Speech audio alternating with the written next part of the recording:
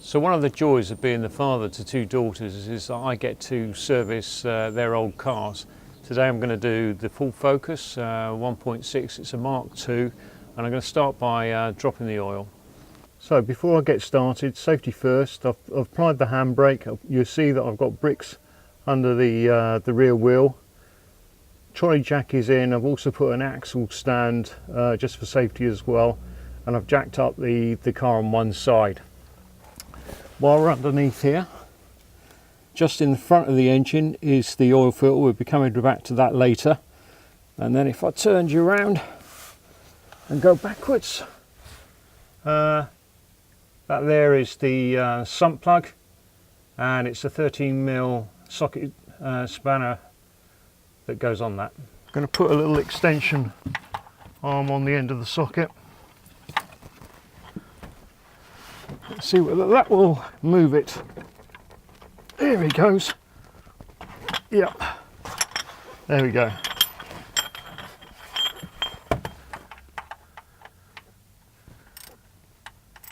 Okay, that's just loosened it off. I'm now going to put the drip tray underneath.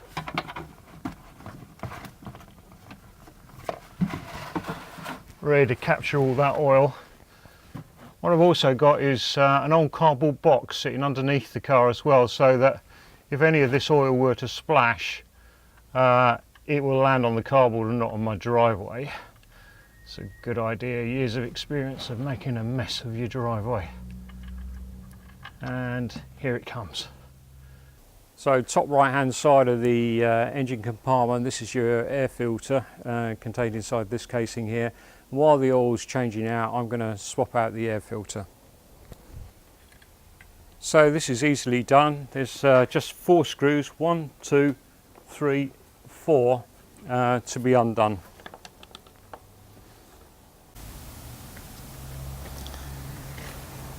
Lift the lid,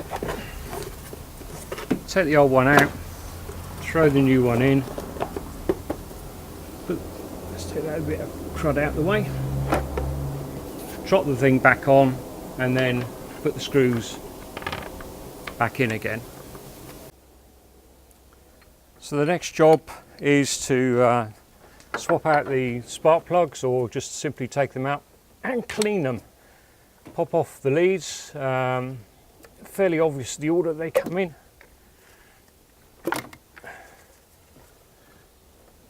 There we are, all 4 of them are out.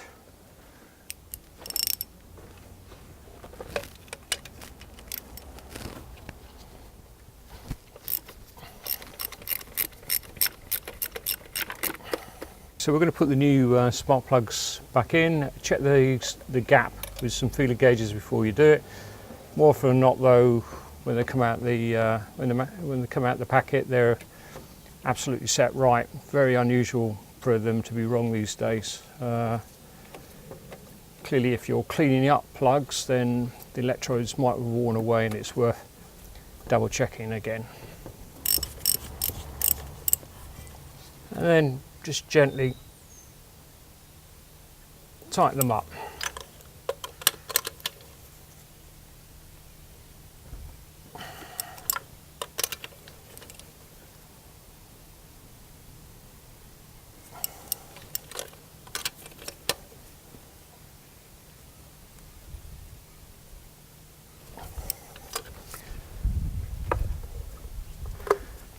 Plugs back on.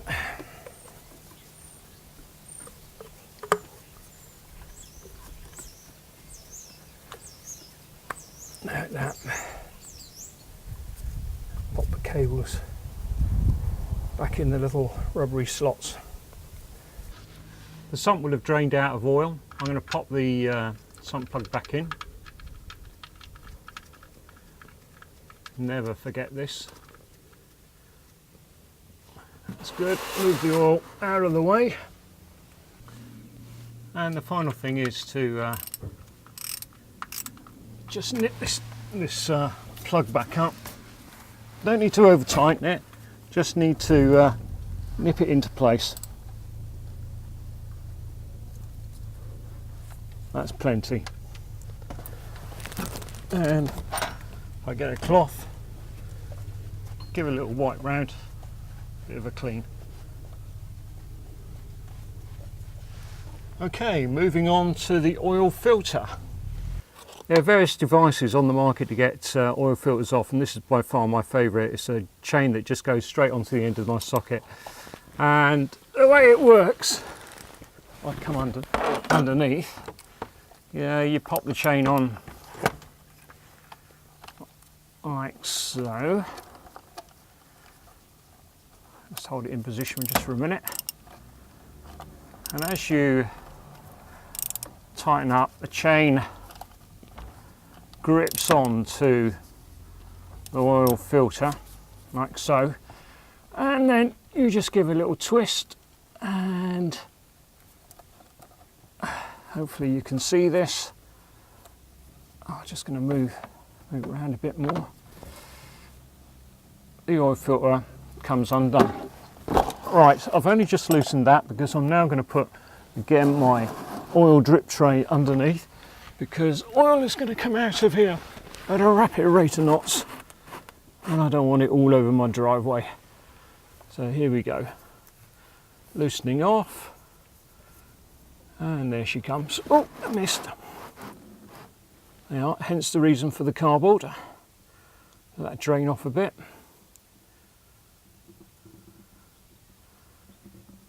And with the old oil filter, I just drop it straight into the drip tray like that. Okay, so moving things away a little bit, I'm just going to give it just a little clean up around there. There we are, like that.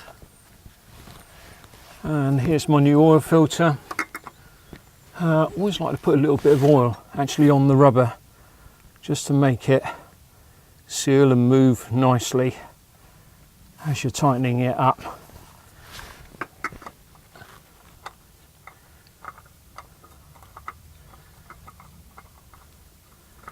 There she goes. Now with these things, you just really got to hand tighten them as tight as you can, and nothing more. There we are, like that. One oil filter fitted.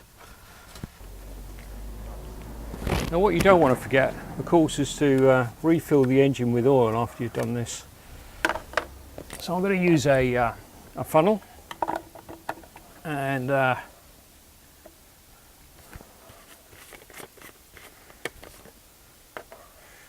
pour away.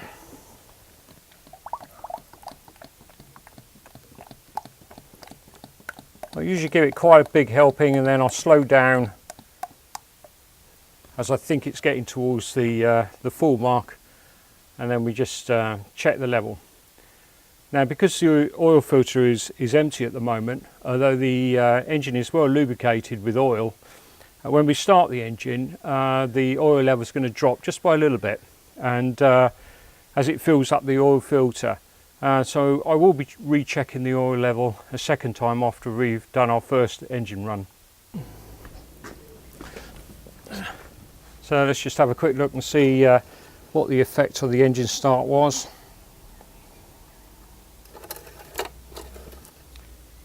Okay, and it's just down on minimum now, so we top it up again. So my next job is I'm going to replace all the coolant on it, give it a coolant flush, and replace all the antifreeze. There's a little drain just here on the radiator, and I've got a bucket underneath to collect the water. I'm simply just going to undo that. Almost there. We're going to have water going everywhere.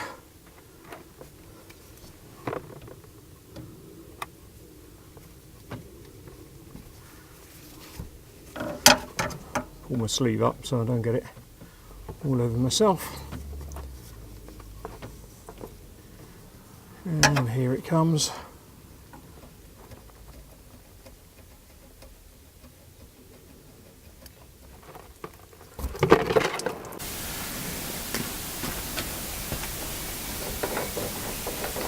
Now while I'm at it, I'm just going to flush the system with some clean water as well. Just using a hose pipe here.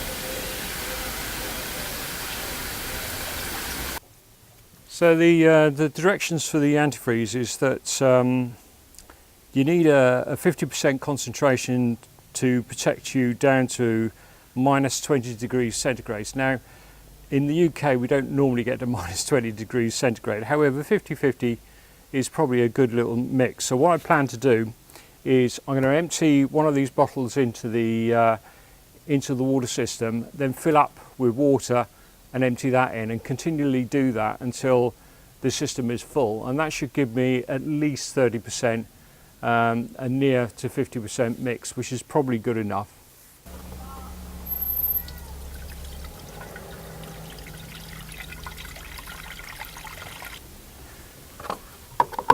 Second bottle of water.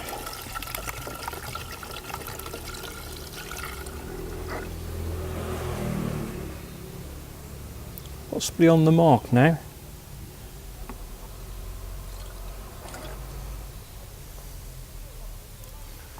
Okay, stop in there. So the next job is to get to the pollen filter, which is buried underneath this, and there's little press clips here. So if you just press in like that, you have to lift up the fuse holder to get to this one.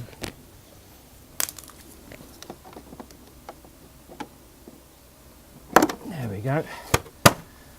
And that one.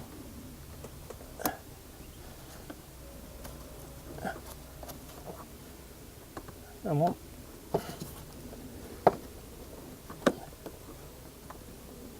That should. There we are. It's up. And just underneath here is the pollen filter.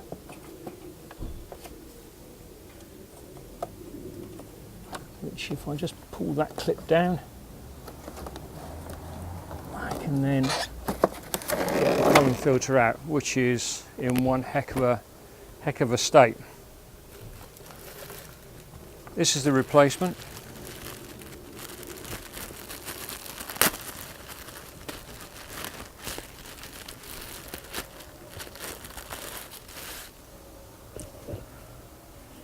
There we are, and it shows the airflow on the edge here as being in that direction, so this has to go in like that. Let's get rid of that one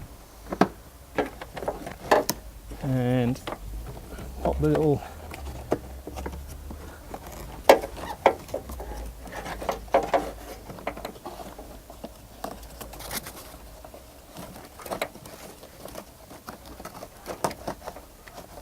there we go.